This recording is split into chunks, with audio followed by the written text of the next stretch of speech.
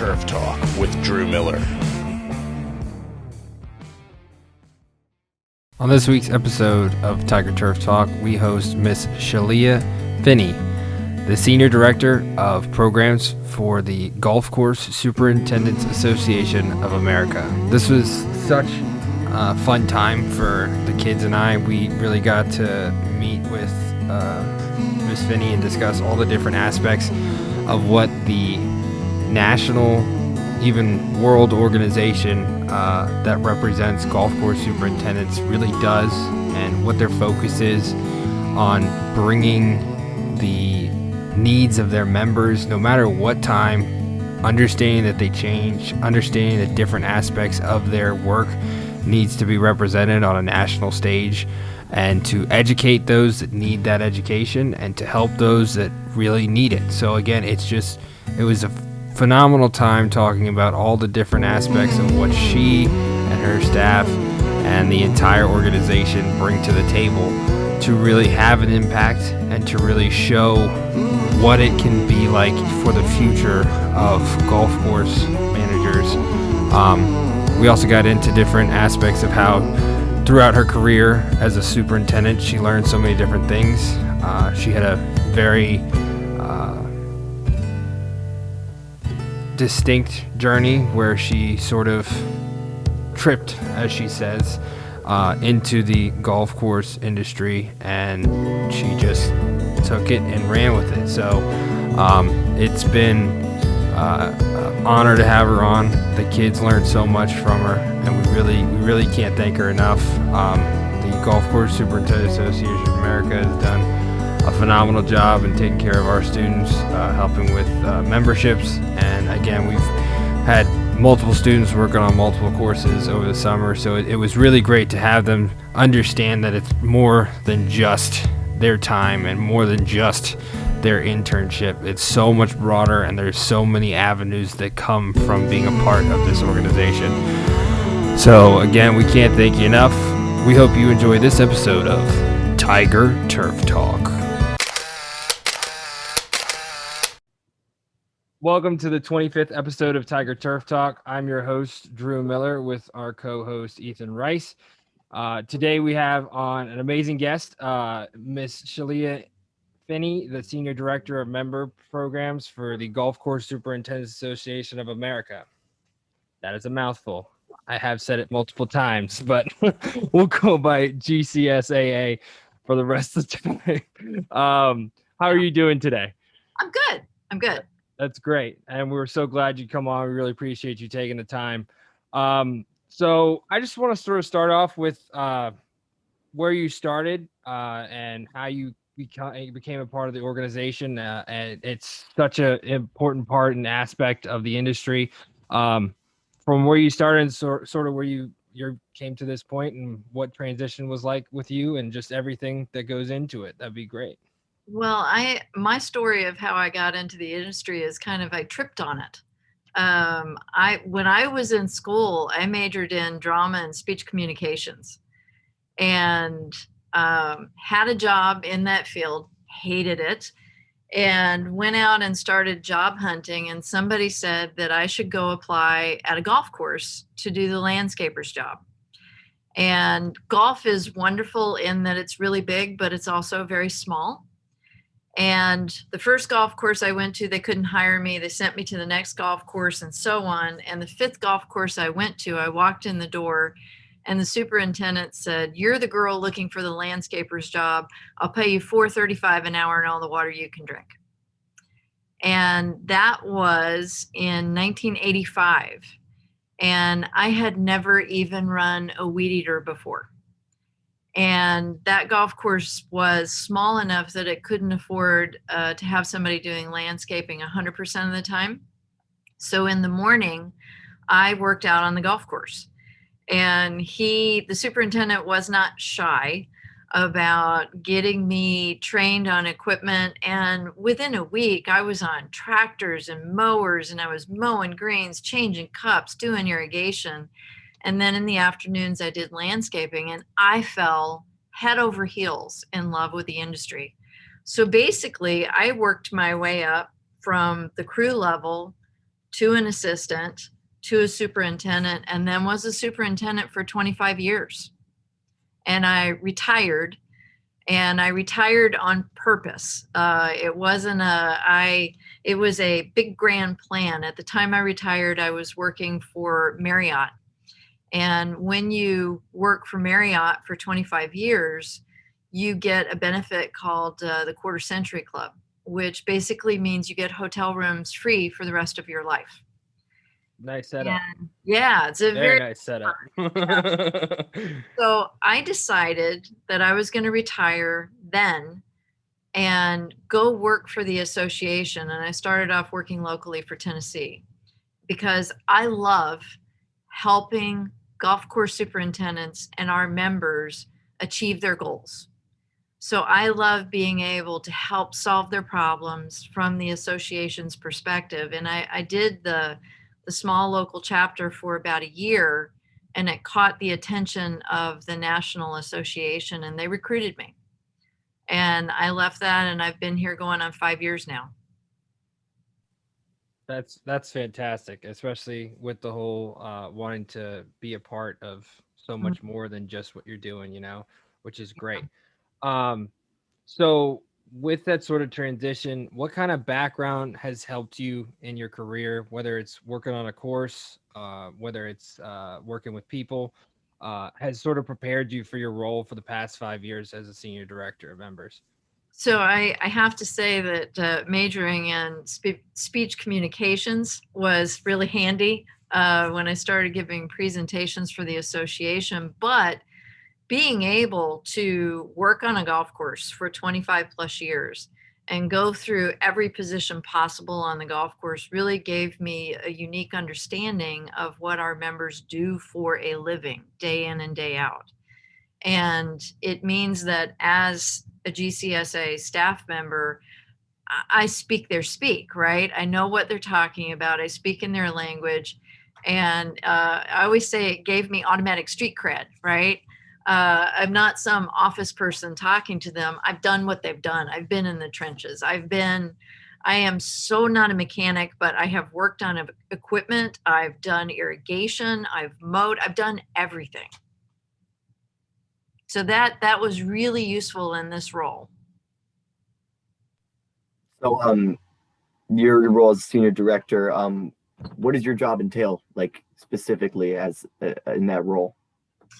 So I always like to say, basically, I'm over about half of the building. So as senior director of member programs, I am over all of our professional development. So that's all of our education, all of our environmental programs, our best management practices initiative, and all of the resources that we give the members on environmental issues, our field staff program, which is our folks that are 9 people spread across the country intersecting with members on a face-to-face basis, but then also everything to do with membership, getting you as a member, keeping you as a member, keeping you happy. So my fingers are in everything from what an invoice looks like that comes from GCSAA to a member to that member interaction.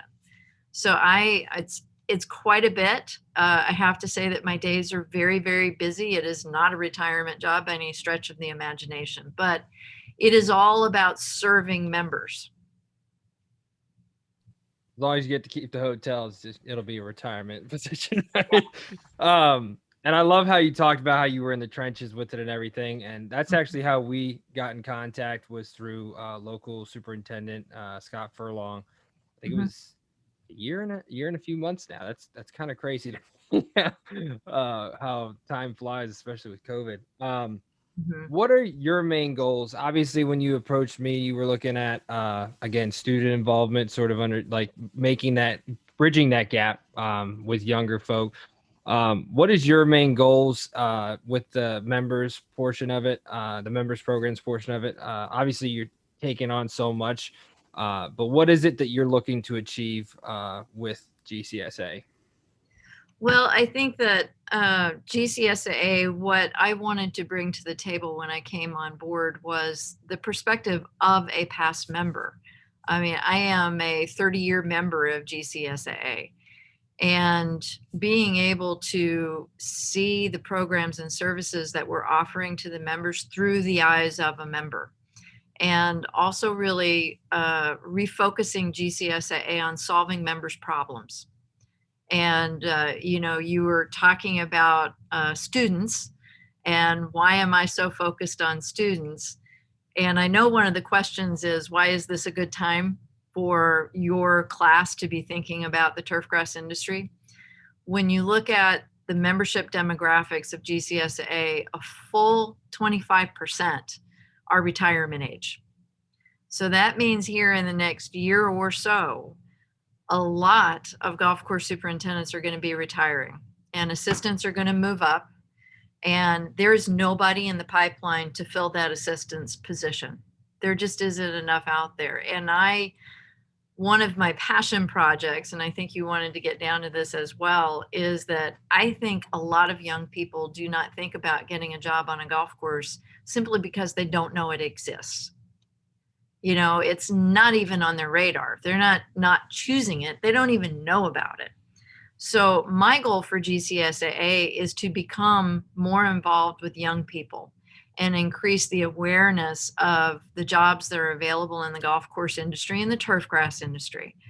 I think that awareness and getting more young people to know that it's an opportunity that is awesome. I mean, working on a golf course gave me a fantastic life. And that is what I want to really pay forward and tell young people about and bring them into the industry. That's great. So you were just talking about the GCSAA. Sorry, that's a mouthful. Can you explain what it is, as an organization, and more importantly, why you think it's important for golf course managers just across America, and why they should be a member? Well, because the GCSAA is the only organization that fights day in and day out for golf course superintendents and their staff. So we have a level of understanding, and we provide education that is up to date and current.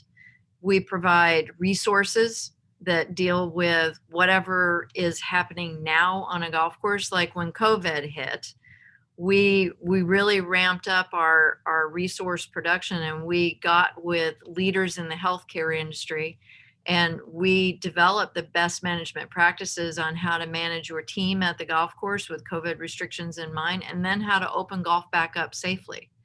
So we are really the only organization that day in and day out puts all of our efforts towards making the lives of our members better. That is the sole purpose that an association exists.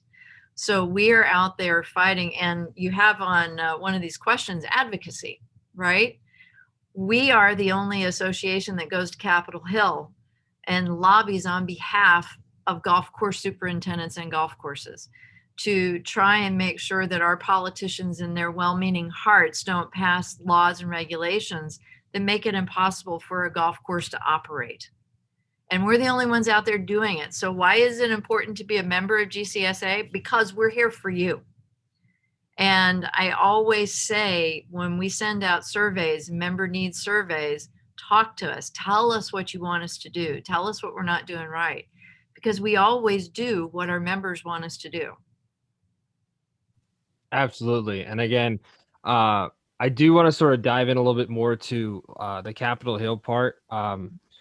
What is it that you're focusing on when you're going and lobbying to the politicians? Because obviously with probably since I was in elementary school, there's been a major shift, especially up here in Northern Virginia. We have the Chesapeake Bay, and there's a lot of people who sort of turn towards golf courses and sports fields and all that, because obviously that's the most visible type of, I guess turf grass wise, it's the most visible to them. Oh, look, there's a river right there. It's obviously the golf course's fault. So for contamination and stuff with chemicals and everything, could you sort of speak to the kids on sort of how that has developed over the years, and really the data that's driven sort of for you guys that has shown that it's not the golf courses and the precautions that you've developed and everything. If you could sort of just get into all that, I'm sorry to throw that sort of all at you, but No. I That's think that's really important for the kids to hear about. so.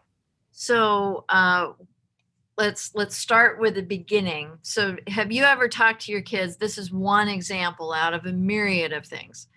Have you ever talked to your kids about the legislation that was coming down in Chesapeake Bay? Is a great example of how the U.S. government defines waters of the U.S. What comes under the jurisdiction of federal laws. I have not spoken to that, so that'd be great. So this was a great example of something that we helped stop from happening. The government defined waters of the U.S. as navigable, i.e., ships went on it. And there was a movement a few years ago to take the word navigable out of that definition. And what the fallout with that would be is any water then became waters of the U.S. Any creek, ditch, pond, anything like that stayed wet for any period of time. And it would mean it got right down to if you had a pond on your golf course and you wanted to weed eat around the pond, you would have to get a permit from the federal government to be able to do that. So it was going to impact everything. So in order for us to be able to lobby that was not a common sense legislation, we had to do what we call the Golf Course Environmental Profile Series. So we did surveys, we did research studies that, to your point, proved that turfgrass is the best water filter out there, and that superintendents on golf courses were not polluters.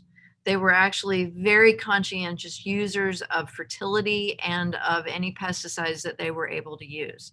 So we were able to take data, facts, up to Capitol Hill and educate the lawmakers on the reality of the situation so that they were passing rules not based on emotion, but based on science.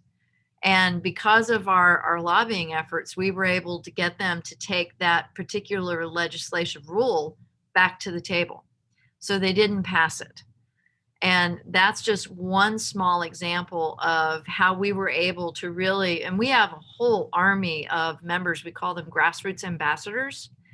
And we have over 400 folks spread across the country so that they can go and have eyeball to eyeball conversations with their politicians that are in their state and then go to Capitol Hill.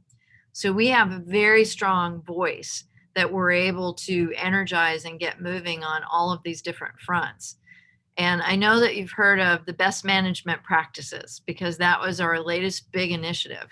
And again, it was all about advocacy. So what we did was we, grassroots effort, got all 50 states to draft best management practices for golf course that were all agronomic and environmental practices, and adopt them to the nuances of their particular state, the particular legislations that were in place. And now the next step in that is getting each individual golf course to adopt that manual and customize it to their facility. And it is all so that we can go to Capitol Hill and say, why, yes, Mr. and Miss Politician, we have a set of standards that we run our golf courses by, and it's so that we can be safe. And so that is all about our lobbying efforts and to make more of the legislation common sense, because there is no golf course superintendent that is not an environmentalist at heart. That's why we like being outside, right? We love the environment. We love a healthy environment. So this is a way for us to prove that to the politicians. So we work tirelessly on that front to make sure that that message gets filtered all the way up to Capitol Hill. Incredible, because it is true. We are environmentalists, no matter how many people want to say we're not. Yeah. We're just a different type. We're the ones providing recreation and different things with our settings. Yes. One of the big things that I've seen, I think it probably was right around when you started. Honestly, when the program started, you might have been the person that implemented it. Sort of sticking with Capitol Hill. My former professor was a big part of the renovation on the National Mall. And I could be wrong. I'm not sure, but you guys started a day where you have superintendents come. Could you sort of explain what that idea was and how? I mean, it's incredible, and I actually was going to try and get maybe a couple of our students up there at some point to see Oh, if that we would could be be a part awesome. of it. So, it was just. I just think it's really cool, the day in general, the idea behind all of it, and seeing everyone sort of come together. Could you sort of speak to that experience, the name of it, and So, everything? So yeah, I so don't. that's part of National Golf Day. So it is, we call it our public service day. So National Golf Day is the day that all the grassroots ambassadors, we all converge on Washington, D.C. And there are appointments set up with our politicians, our lawmakers, and everybody goes and meets with them. But the day before is our public service day. And what you're talking about is when we did our public service day on the National Mall. So that, unfortunately, that crew that takes care of all of those grounds is terribly tiny and underfunded. So what we did was we got a volunteer army to go in and knock out edging and irrigation repair and aerification and overseeding that, they said that they wouldn't have been able to do that in 2 to 3 months. And we knocked it out in one day for them. So we gave them a whole heads up. And it was, I think on that particular one, it was well over 100 folks that pitched in and did all of that maintenance. I remember seeing a picture, and I'm from the Northern Virginia area, so DC is sort of like home. We've been there many times, and all you see is just this line of mowers Oh, I down the know. And they're middle all, of Pennsylvania Avenue, and you're like, yes. okay, I guess the mowers are taking over DC. But again, that's incredible. What other programs have you sort of developed outside of the scope of, again, retaining members and whatnot, that you've implemented that sort of added to GCSAA, that has added more of a, I guess, a different taste in a sense, so that more golf course superintendents and members are all aware of what's going on? If I don't know if that's the right way of wording it, but Yeah. So there's several programs that I've been able to shepherd into being. And one of them I'm very proud of is First Green. And First Green is a program where we support superintendents to have a STEM education field trip to their golf course. And it's targeted, and actually it's a great question, because we have, in your questions to me, you said, what do I hope to grow and implement? And First Screen is one of those things that I really want to expand. So it's a STEM education field trip to a golf course, targets mainly fifth and sixth graders, but it brings them out to the golf course, and they could have a lesson plan on soil sciences, the differences between water infiltration and sand, silt, and clay. They can do a math problem of measuring the square footage of a green. They can see what equipment the equipment manager is working on and look at a prism gauge and an AccuGauge and technology and moisture meters and computer controlled irrigation, all of that stuff. And it is a highly successful program, and it's planting that seed with young people to tell them that this is an industry that they can go into. And what I want to see grow, and I think it's going to, the wheels are on it and it's starting to actually move forward, is how can we connect that fifth and sixth grader to the next step and an internship and on into college, right? And so we're looking at building scholarships for kids to go to university or community college or whatever they want if they've had a First Screen experience, but also paid internships. So grants to golf courses to pay the students to come out to the golf course. So if there's a golf course that normally couldn't afford to have an intern, to be able to bring a high school student that is not sure what they want to do, but give that golf course a grant to bring that student out to the golf course and show them what it's all about. So it's connecting those dots. And then the other things that I've been able to shepherd to fruition is our assistant superintendent certificate program. So that is a way for, and you had mentioned our certified golf course superintendents. It's the next step. So like when you're doing your career ladder climb and you're an assistant, these assistant certificates, there are 4 of them, and they go all the way from agronomy to business communication and leadership.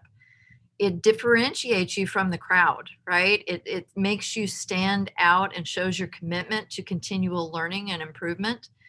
And it's going to play a part in the certified golf course superintendent. So it's going to give that assistant that becomes a superintendent a leg up, a faster track to get to be a fully certified golf course superintendent. And then we also have the equipment management certificate series.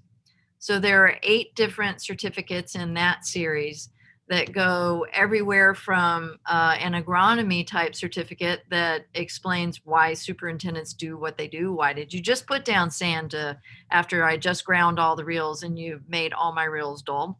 All the way up to reel technology, engine technology, electrics, hydraulics, all of those things. This year, we're going to complete a certification for that program. So equipment managers are going to be able to become certified turf equipment managers through the GCSAA. So I'm really proud that we have pushed those things across the finish line and that I played a part in that. And of course, our best management practices, I was able to play a part in that as well. Yeah, that sounds great. So you were just talking about how you work building up superintendents all across America. Can you speak to the network that the association has and how large the organization actually is? Yes. Right now we have 19,000 members. And when you look at the 14,156 golf courses that exist in the United States, we represent about 47% of those golf courses with a member. We also have well over 1,000 international members. So we have golf course superintendent members that are in Europe, in Canada, all across the globe. And what we're able to do with all of our platforms is enable those folks to talk directly to each other. So like our golf industry show, it is a huge networking possibility for people to go and meet other golf course professionals that are across the globe. And we just launched a new member app, and I highly recommend going into that. And we're going to start private networking groups so that, a group of equipment managers will be able to network with each other, or superintendents, even regional superintendents. So it'll be a platform that we're providing at your fingertips to be able to network. Now for student members, what the advantage of being a GCSA member is, you have a direct pipeline to all the golf course superintendents. You know their name, their location, their email address, their phone number. And if you haven't had the chance to network in the golf industry yet, as I said at the beginning, golf is big, but it's very small. And what is very different about the golf course industry compared to some others is that we always have each other's backs. Even though we're technically in competition with each other, we always have each other's backs. We always help each other out. So being a part of that network that is global is incredibly powerful to your career and your success in the industry. And again, like that's exactly what is important for the kids here, is to hear about that network. And with here, Scott has done Mr. Furlong, sorry Scott, if you're listening, has done a fantastic job for us locally.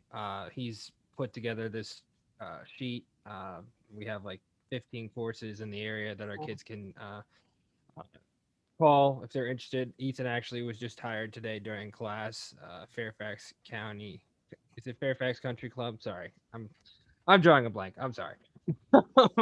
But with all the different things that you've done, and again with the network and creating that system where you literally just click of a button, have you sort of been able to incorporate your background with strong communication skills and everything to help others with that, and really start again creating the larger network than that small space you were just talking about, how it's big but it's small? Is there a way of making that small become bigger in a sense of that what their needs are, learning different things from each other? Could you sort of speak to what you've been able to do to add to that, whether it's something you've changed, like the app you were just talking about? I'm sure that helps a lot. It does. How has that sort of progressed over your time there? Well, it is, it's we had the growth of the industry was so quick there for a while that we became, as an association, very focused on automation, you know, automatic emails that went out, automatic invoices that went out, and we kind of lost that personal touch.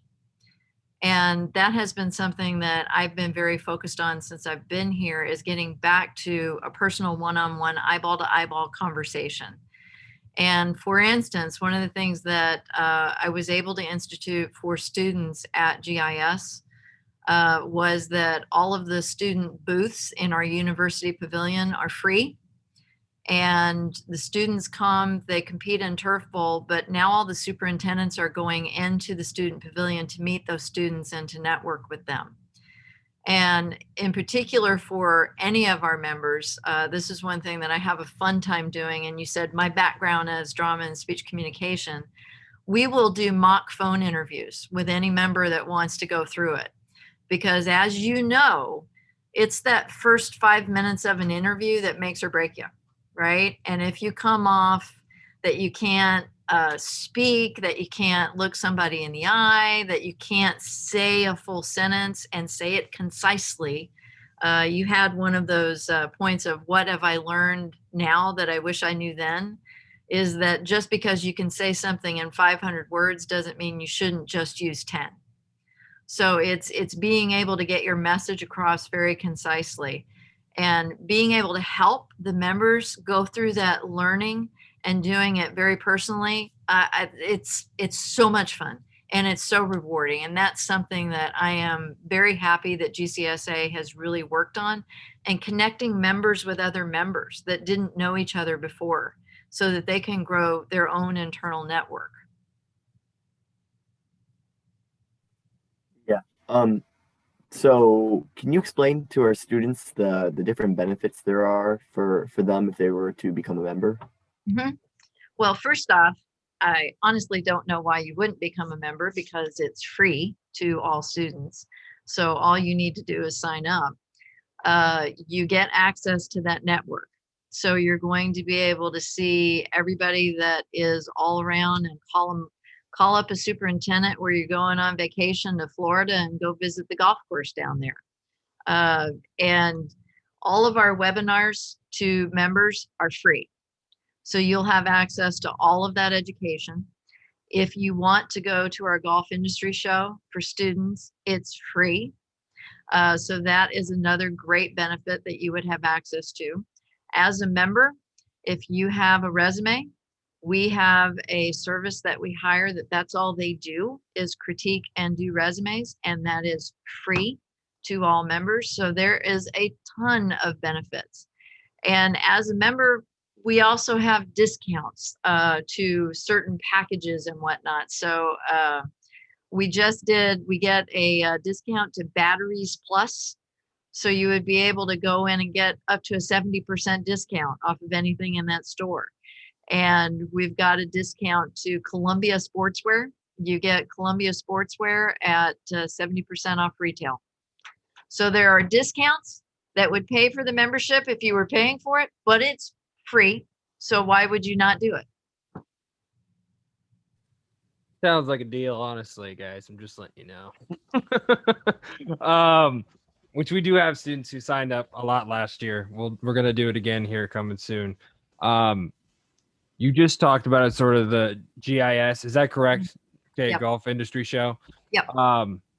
Which, by the way, this year was virtual, and it is absolutely incredible what you guys did on that platform, because it was just so, I wouldn't say it was unique, but the way that you had it set up was just really, really cool. And it was, again, sort of that signature, again, GCSAA type of thing. So, again, incredible. I just want to sort of have you talk about what that process was like for you and for your team. Just, I mean, again, prepping something that is such a large thing in person, which I do want to talk about afterwards, but and doing that virtually, and providing all that education and having all the seminars and everything put together, ready to go at a Yeah. click of a button. I can't even imagine it, honestly. Just if you could sort of talk to how that went and how So everybody's doing now that it's over, yeah, and today was the last day. So no, the 6th is, so 3 more days that you can take advantage of it. We had in virtual GIS, there were 88 different educational sessions that you were able to take advantage of. And it was live for 3 days, and then it went on demand. And it took us, I mean, we made the decision that we were going virtual probably in June. So it took us working almost nonstop from June to February to pull that off. There were so many different moving parts, and there was the live trade show where vendors were able to talk to you live in the chat box and helping the vendors put those booths together. Many of them had never done anything virtual before, neither had we. So it was a joint learning process. But you were the professionals in their eyes. Is the problem, probably. Right. Yeah, and I always like to say that when you have a physical event and one vendor is walking around looking at everybody else's booth, you can get booth envy. And normally we can help them step up their booths in a physical show. At the virtual show, everything had to be loaded on that platform. And once it was loaded, that was it. And so everything was loaded in, and the vendors were walking around looking at other people's booths, and they got booth envy. And we were like, so sorry. So sorry. It's But done. it was a fantastic experience, and the education, getting 88 plus educators, if it was more than one in that session, to get them together. And we recorded part of those sessions so that bandwidth wasn't an issue, but the educators were always there live to answer questions and talk to the attendees. So it was amazing. It was an amazing experience. And our members and the attendees loved it. We have gotten nothing but positive comments about it, and we're honestly looking at, do we want to do a hybrid event going forward in the future? Do we want to have the physical component but also still keep a virtual component?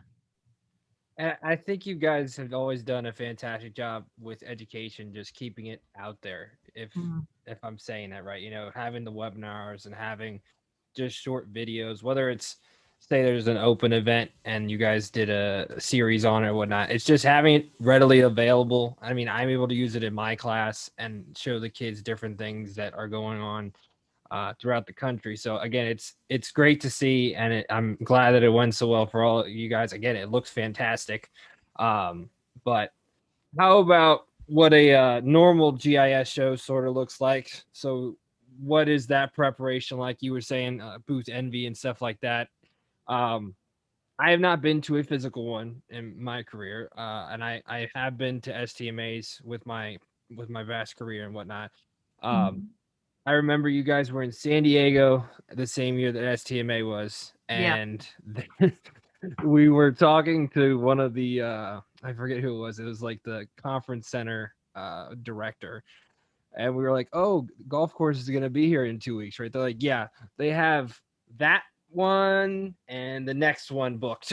So the level of the event of the STMA is quite large for any event, but then you guys are absolutely enormous. And again, I have friends who went to the GIS versus the STMA.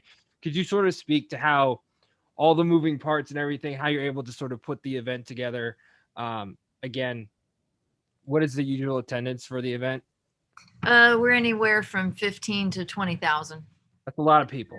Yeah, it's a whole lot of people. That's a lot of people. Yeah. That's like a college campus times 3, even some places. How do you sort of keep everyone, again, and I don't want to say satisfied or anything, but like understanding that it's a great event, they're learning education, there's so many areas to network and just have a good time. It's kind of that downtime for most superintendents, and they all come together and enjoy the time they have together, but at the same time are learning doing the different things you sort of talked about. Could you sort of explain all the time and effort that you put into that and sort of what the event is like for our students so they have a better understanding?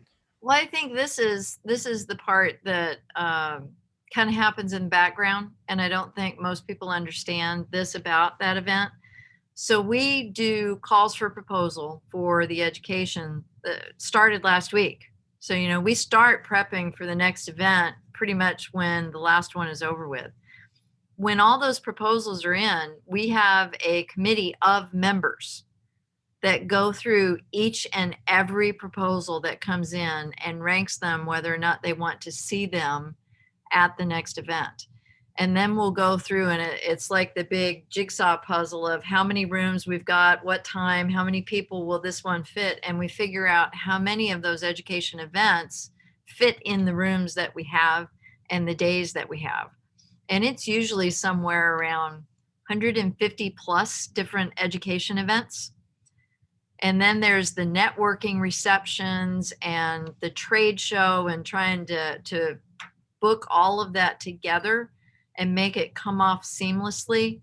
And it is an amazing feat. I know that I had attended for 20 years as a member, and coming on as staff and seeing everything that goes on behind the scenes to make that happen, it was incredibly impressive.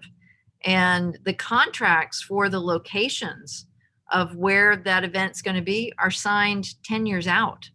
That's what I find incredible. Like, Yeah. the planning is like, Yeah. like, as a member, and like you just said, like seeing it in person, it's like, oh, this is so much fun. This is great. I don't even see 99% of the event, Yeah. like that's what always shocks me, like I had a great time, but I don't think about all the in the time, the energy, the vendors and all that.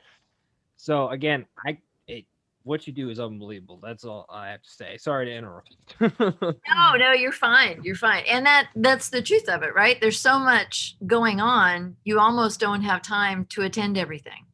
So you as an attendee have to be very selective about what you want to attend, and that class is over in that room and the next class is over there 2 buildings over. I can't make it, right? You can't walk that fast to get over there.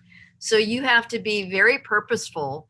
And I do it's either online or a session at the show for first time attendees. And one of the things that I say is you need to have a goal of what you want to learn when you're going there. If you want to learn leadership skills, then focus on what is being taught for leadership skills.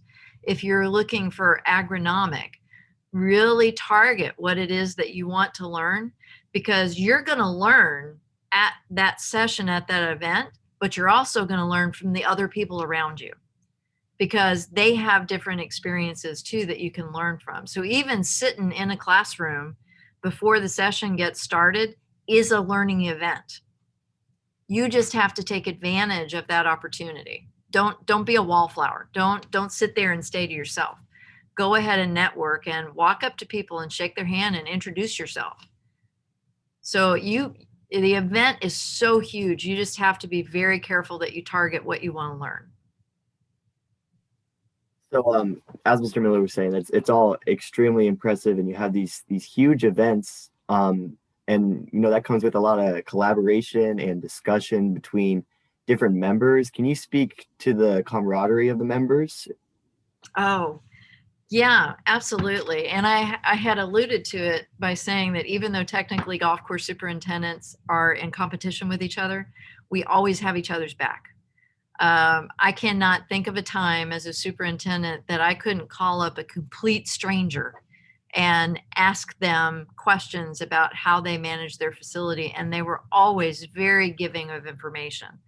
But at the event, if you want to talk about at the event itself, you see close ties, close friendships that were made at that conference, even though they live continents apart. And you see folks get together that is the one time of the year. And the industry is so tight knit and so helpful. When I was a golf course superintendent in Tennessee, I was at the Opryland Hotel golf course. And in 2010, we had a historic flood, and my entire golf course was underwater. The day that the water receded, I had people showing up with equipment so that I could maintain my golf course because they knew I lost all mine.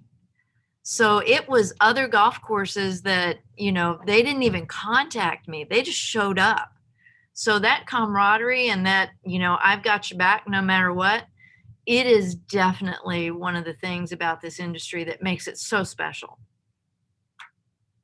You speak to that, like the flood. I remember I saw this photo, and I don't remember where it was. There was this flood, and everyone on the course knew where the highest point was. Where the equipment would be safe, and I Yeah. went straight to that picture, and I was like, wow, that's like legitimately probably what happened. And again, stuff like that it's crazy to see. And I have a bunch of friends who are in golf. And it's great to see sort of what they go through and what you're talking about, and see those people sort of come together in moments like that. I remember, I think it might have been a while now. Is it the Greenbrier in West Virginia that I'm thinking of, where it was totally demolished with a flood? Yep. And sort of just hearing that there was a video, and it might have been done by you guys, I'm not sure, where they talked about rebuilding, and then the first event that they had there. And again, it's just incredible to see, with all the superintendents that are close by are going to help in any way, shape, or form. And I actually had a friend, he worked down at I forget where the Sand Nats are in Augusta, Georgia, but the superintendent would help him with his needs at the minor league ballpark. And it's not just again golf, but it's turf grass, and I think that's incredible to see.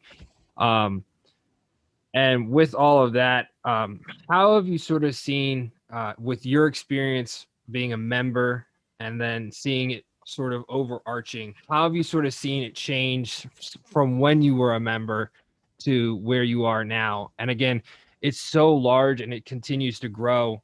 How have you seen it change, and what things have been a major component of the success of the GCAA? I think that, what we have always done and continue to do is focus on member needs.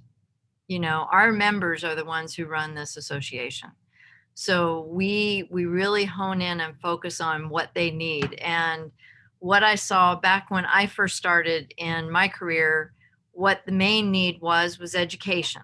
So that was the main focus, because there wasn't a lot of other places that you could get turfgrass information. And what I've seen grow as you come to this day and age is the advocacy. I think back when I first started, there wasn't a real big emphasis on that was a role of the GCSAA, and now it is. And in the environmental space, making sure that we're providing our members with the education, materials, resources that they need to manage their golf courses environmentally friendly. I think that, as our society goes, right, and there is more focus on environmental issues and saving the planet for future generations, so goes the industry. So I think that that's one of the big shifts that I've seen, is that as an association, we're very much in that environmental space and serving our members there, but also in the Capitol Hill space, National Golf Day, and advocating on behalf of our members and helping our members advocate for themselves. I always say to anybody that's thinking about being a grassroots ambassador, there's that trepidation, that fear of going and talking to a politician. And we make sure that that member is completely ready to go do that. So we give them all the resources, practice, education, whatever it is they need to go do for themselves. So I think that that's a shift that I've seen in my time in GCSAA, is that we're still meeting member needs. It's the member needs that have changed.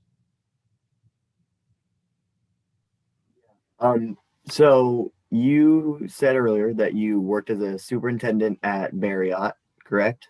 Yeah, I was at the Opryland Hotel golf course. Okay, very nice.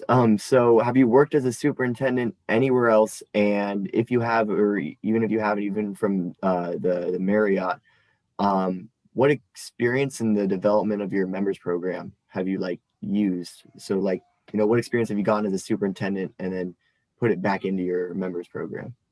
I think it is being real, being true, being real to who I am, and not trying to put on any false pretenses. And something that I brought, so where I worked, Marriott, I call it corporate golf, right? You're working for a large organization and golf is a small part. And they taught me a lot about communication, about leadership skills, financial skills. And what I bring now to the membership when I'm talking to folks is um, all of those skills are incredibly important and almost as important as the agronomic skill. So don't think that you don't have to know how to do all of those leadership and communication skills, because they're hugely important if you want to be successful as a superintendent. So it's not just about growing grass. And one of the things that I always like to say to young people that are coming into the industry, you have to get along with everybody that is on your team at the golf course. And you have to show, 90% is showing up on time. Do not be late. When you are first starting working on a golf course, the quickest way to get yourself out the door is to be late all the time. And you will have that superintendent will have a very bad opinion of you. Show up for work on time and get along with everybody. Even if you do a spectacular job, if you do not get along with that team, you are not going to be successful. And I love how you threw that in there, because it's so true. And we teach our kids 10 things that require zero talent, and one of them is being on time. And we've discussed multiple times, every year we discuss it. It doesn't matter if you like someone that you're working with, because at the end of the day, the job still needs to get done. So either you can put it aside and get the job done and you can deal with it in that way, or you can just argue and have issues and have a 3-day process that's supposed to be a 2-hour process, stuff like that. Well, and the reality is the other people that are on your team that you're working with, you're not planning on taking them home. Exactly. Yep. Yeah. So they do not have to be your best pals. Exactly. You have to get along while you're there at work. And the less problems you have is the more likelihood then later on everything's going to be fine and you might actually become friends, and yeah. And again, like I've dealt with people in my career where I'm like, I cannot stand this person. I gotta figure out how to work with someone else at a different time and get through the day. And obviously, again, that's really important to everything that we are, as even in just any job. It's not just turf. It's not just anything. It's just life. Being able to approach the day. So yeah, I really appreciate you speaking to that. One thing that GCSAA has done a phenomenal job on is the certification program. Mm-hmm. When it comes to, again, I don't know the levels or anything like that. But could you sort of speak to that program? We had Matthew Wharton on a while ago, and he discussed sort of how it's a process where you evaluate the course and what they've done, budgetary and whatnot. Could you sort of speak to that program and why it was developed and how you guys have executed it so well? Yeah. And oddly enough, we're actually redoing that program right now. So there's going to be a new process that's going to launch next year. But it has many different factors in it that are all designed to validate your skill level in different competencies that were determined. These competencies are needed to be a successful golf course superintendent. So all the way from the agronomic skills to the business communication to your ability to communicate with your staff and do employee appraisals. So the certification process, it has a test that you have to study for and take the test. And then those things that you can't test for on paper, There is a portfolio that you put together that shows that you know how to put together a performance discussion with a staff member, that you know how to put a budget together, that you know how to write a piece of news to go in your newsletters, but basically a communication to your golfers. So all of those things are in the portfolio, and then you pass the test, you have the portfolio, and then the next step in that process is what we call the attesting. So that is when somebody comes to your golf course to basically validate that you are doing what you said you were doing in all of the things before that. So it is a very rigorous process. And I can tell you that those competencies that I alluded to, we have a committee of members go through a 6-week process to determine what the competencies are that are required to be successful in the job of golf course superintendent. And then they drill down on each one of those competencies, and that's what gets tested in the certification program. So we have it's a very stringent process, and that makes it very worthwhile to have. Right now we have 1,300 certified golf course superintendents out of about 8,000. And the new process is basically because it's been in existence for around 20 years. And the new process that's going to launch next year is going to streamline, and it's going to, we needed to take a look and make sure that all the competencies were the same. And is there anything added? And there were a few things added, like environmental responsibility, and then redesign the program for testing and validating those skill levels.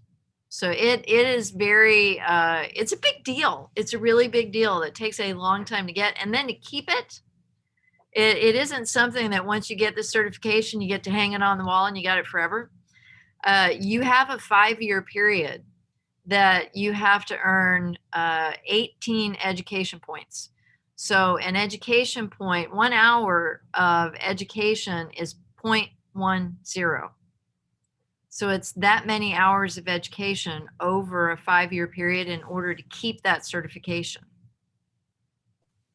And that's, I love that aspect of it, because again, even like with me being a teacher, like you see it all the time where you sort of have teachers who they've reached the point, they got everything they need, time to Right. cool off, relax, I'll teach whatever. And again, not about our teachers at Brentsville, okay? That's not about you. I'm just saying I've seen it, okay? If anybody's coming after me, it's not you. But having that aspect of keeping that high level and that high standard I think is crucial, again, to continue the success of what every member needs to be, so again, I think that's incredible. Are there any other programs like that? Not just again, not for superintendents, but whatnot. You were talking about the assistant certificate, and are there any other programs that you're developing, maybe towards internships or for sort of crews, or I don't even know what I'm trying to say, but are there other things that you guys have thought of? There are a few things. I mean, the assistant certificates, that was one of my things that I wanted to make sure that they tied into that certified golf course superintendent, so that it was an education path. And we just started last year offering, our education is up here at superintendent level, and we have some assistant level, but we don't have very much at a crew level. So that person that is working on a golf course crew that wants to elevate themselves and learn more, we really didn't have very much of that. So that's something that we have started within the last year. And then we're also translating our education into Spanish. So that really, really good move. Yeah, so it's more accessible to everybody.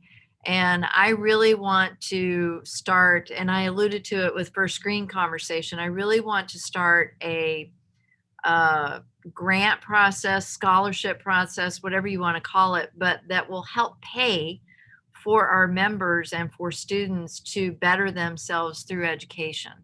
So I want to get the funding for these programs so that we can hand the money out.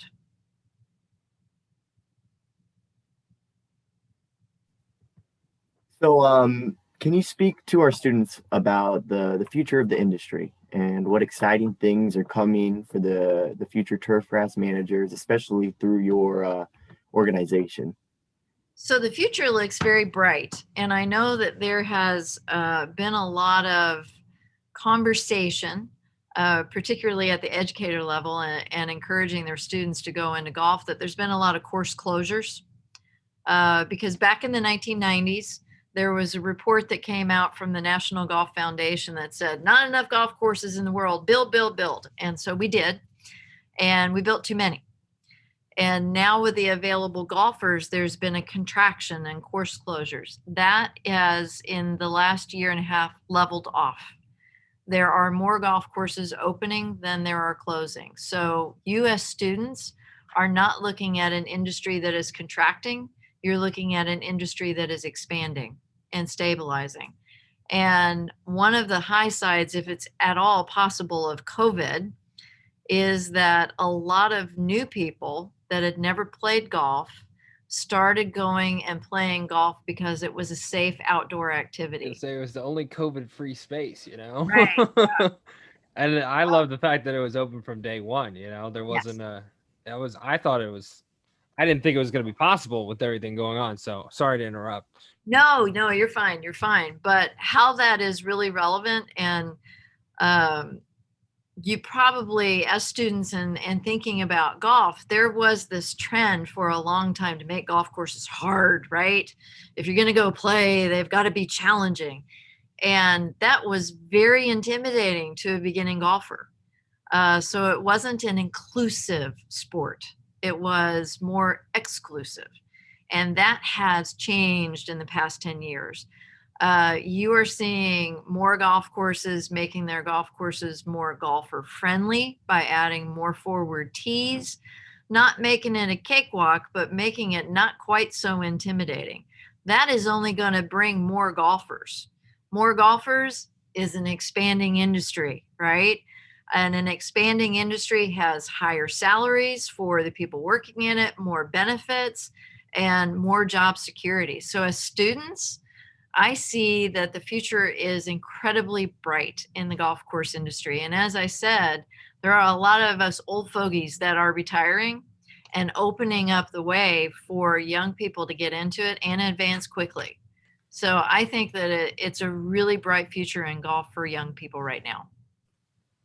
And I like you said, and a lot of it, and a lot of people in all areas of turf, lawn care, sports turf, golf, you guys have sort of been the leaders in making sure that your members are getting, I don't know if the right word's paid, but the increase over the years have been insane. You know, back from when it was 2000 to now, it's like 200% from what I've seen on certain numbers from certain organizations. So again, it's incredible what you do on such a large scale for so many people. So I'm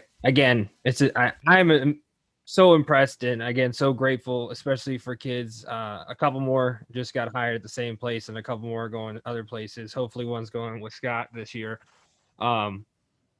What I sort of want, and again, you've already done a fantastic job of sort of explaining it and the opportunity and whatnot. What would be sort of your elevator speech for our kids to sort of not join, but look into the opportunity of golf course maintenance and being a part of this maybe further on in their career and pursuing a college degree? What would you say outside of what you've already said, which is a lot? I think that for those of you that have not had the opportunity to work on a golf course, working outside, working in the environment, it's something that speaks to you here, right?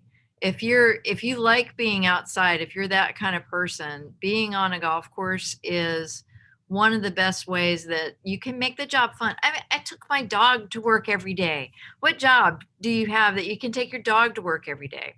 So it is, being a golf course superintendent is not boring. There is nothing that is the same every day, and you get to be outside and be in the environment. So it is a very unique job.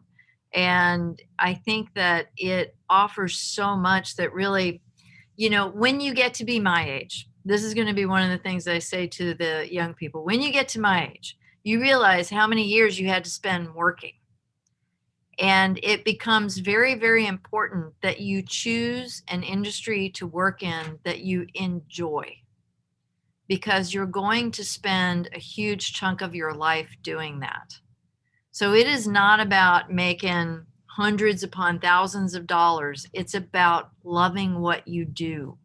And for me, in the golf course industry, it's very easy to love what you do there, because there are so many positives and there are very few negatives. And it's, like I said, it's never boring. There's something different every day.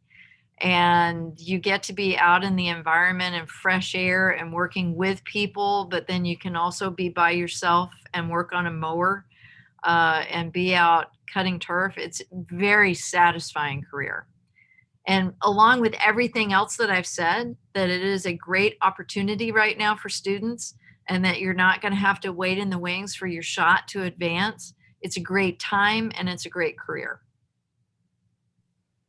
Yeah, and I think the enjoyment of it, of enjoying what you do, that's why a lot of us have an interest in it. It's probably why Mr. Miller found such an interest for it as well. So what are your future goals of the GCSAA just moving forward, hopefully post COVID? So, you guys have no regulations. What future goals do you guys have? So we want to get back to face-to-face meetings, and I think that we're not alone in that. I think everybody is that way. But it is continuing to serve members and really listen to them and make sure that we are not assuming what their needs are, that we know what their needs are because they've told us. So I mentioned that our membership represents about 47% of the golf courses in the United States. My goal is to take that percentage higher so that we are serving more people and serving more golf courses and helping them be sustainable. And for us, sustainable, when we use the word sustainable, we're talking about the environment, we're talking about financially, and we're talking about socially. So we're talking about them being important members of the community that they are in. So not only the golfers that come to the golf course, but the people that live around the golf course, the community that they're in. So our goals are to help our members really fit into that and serve all of their needs. I love that part with the community, because a lot of people, and a lot of organizations don't think like that. Mm-hmm. And really, even with what we do here, just again, the kids are in the program and they enjoy it, just raising awareness about, I guess what we do. I wrote an article recently and I was discussing how when I went to a Mets game when I was a kid, a huge Mets fan. Mike Piazza's best baseball player ever. Don't try and question it, just go with it. And I talked about how in the time I was actually there when Pete Flynn, he's a Hall of Fame head groundskeeper. He had done the cityscape in the outfield, and I was like, at the time, I didn't notice it, and it might be the coolest thing a turf grass manager's ever done on a baseball field, And I was like, Mike Piazza, look at that, and he's right there, So again, like with what you're saying and just bringing everything to light, I think that's incredible. And important, so I do appreciate everything. And I do love how you talked about with golf, there's never a dull moment. Mm-hmm. And how it's so much more than turf. Yes, obviously the majority of the money is going to go to turf. But when you talk about a golf course, it is just the cart paths, the trees, everything that goes into it. Which I might ask you, because obviously you have 25 years. Could you sort of speak to what it's like on a golf course on a day-to-day basis as a superintendent? What are you looking for? How are you dealing with it? Obviously, you talked about sort of clientele, more focused on management of the actual course. Could you sort of speak to that with the kids? Yeah. So me as a golf course superintendent, I was at a resort golf course. So we had a lot of shotgun events. So a lot of play. I mean, we would do probably 40,000 rounds, and it was very congregated into a March through November time period. So that's a lot of golf. And I also had the opportunity to have a senior tour event for 10 years that was televised. So, you know, the day to day of what you do on the golf course, you are going out and, of course, looking at the turf and making sure that you're seeing everything that's going on and checking in on how the irrigation system is running, what is the health of the turf, you know, all of those agronomic skills. But I loved, one of the things that I felt was really cool about being a superintendent is you're orchestrating all of these different components all at the same time and timing it all out to produce a product for a golfer to go and enjoy. And I also liked, in my experience, I was also the clubhouse maintenance manager. So I can wire, I can plumb, I can do HVAC, I can work on boilers, you know, everywhere from kitchen equipment to wallpaper to carpet, and then back over to the turf grass. So I love that variety in my job. But it was, you know, it was a constant thing in motion of organizing all these different people and having a list of jobs to do. And what I always tell everybody is, you know, what being a golf course superintendent taught me to do the best was think on my feet.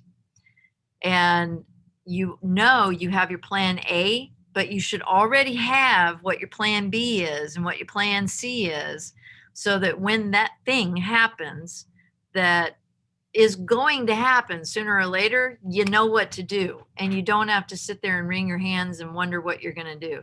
Have it already thought out of what the most likely thing, you know, have everything. I'm going to aerify the greens and everything's going to work fine, and it rains. So now what are you going to do? Be ready to pivot to that next thing that you kind of knew might happen. Gotta love Mother Nature. It's a wonderful thing. He always gets your way. Unfortunately, you know, that's the problem with it. You know, we want a little bit of leeway. You know,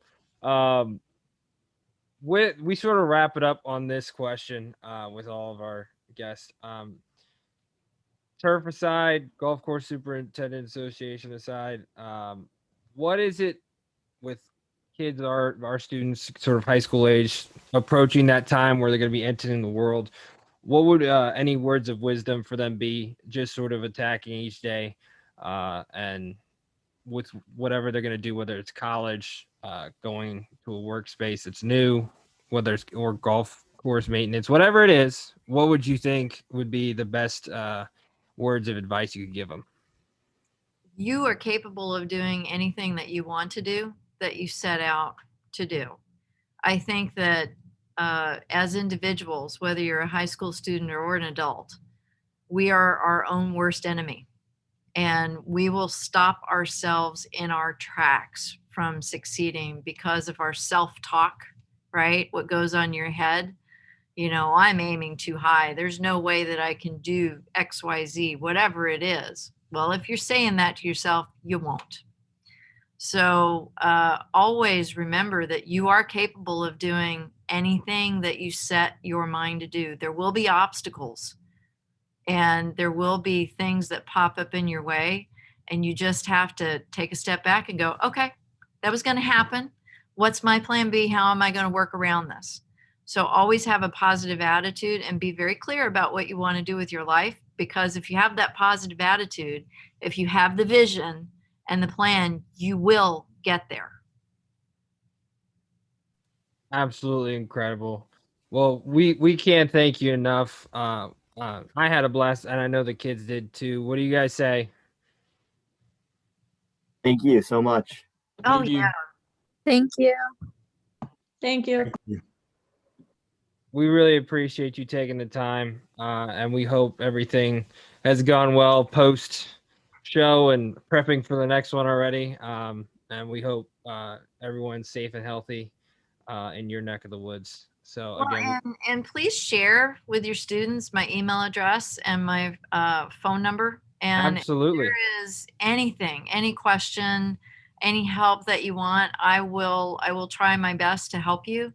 And my cell number, which is on all of my emails, it is my personal cell, so it's with me all the time. And I always say, don't worry about what time of day it is or what day of the week it is, or if it's a holiday. If I'm asleep, I won't answer. The good rule of thumb, right? But that way you don't have to remember to call me at 8 o'clock on Monday morning if it's something that you thought about on Saturday. So I'm available anytime. Please feel free to reach out. We really appreciate it.